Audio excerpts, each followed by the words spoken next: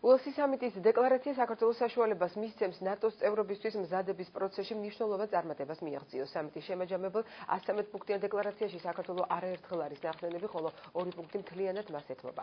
ნატო აფასებს საქართველოს ძალისხმევას დემოკრატიის გაძლიერების, შეიარაღებული ძალებისა და თავდაცვის ინსტიტუტების მოდერნიზების მიმართულებით. აღიარებს საქართველოს განსაკუთრებულ ცდილობას გააძლიეროს ქვეყნის შიგნით დემოკრატიული პროცესები და უზრუნველყოს შეიარაღებული ძალებისა და თავდაცვის ინსტიტუტების მოდერნიზაცია. 2008 წლის ბუქარესტის სამიტზე მივიღეთ გადაწყვეტილება, რომ საქართველო გახდება ნატოს წევრი ქვეყანა და კიდევ ერთხელ ვადასტურებთ აღნიშნულ და შემდგომ მიღებულ გადაწყვეტილებებს.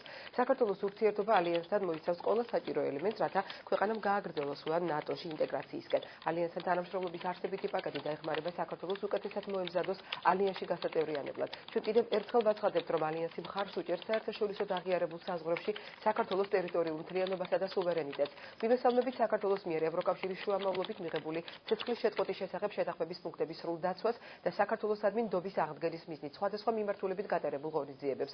მივესალმებით საქართველოს მიერ აღებულ ვალდებულებას ძალის გამოუყენებლობასთან დაკავშირებით და მოვუწოდებთ რუსეთს შეასრულოს ცეცხლის შეწყვეტის შეთანხმებით გათვალისწინებული ვალდებულებები. ასევე მოვუწოდებთ რუსეთს უკან წაიღოს საქართველოს რეგიონების სამხრეთ ოსეთისა და აფხაზეთის აღიარება და საქართველოს ტერიტორიიდან გაიყვანოს ჯარი.